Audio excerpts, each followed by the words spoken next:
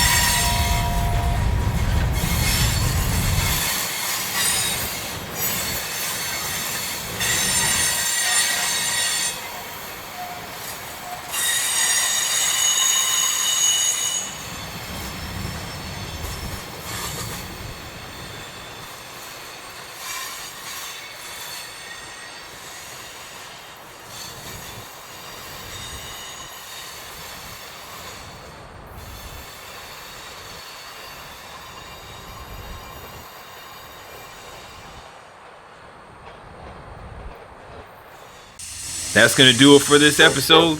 Make sure you hit that like button, leave a comment, and subscribe. Thanks for watching, and I'll catch y'all later.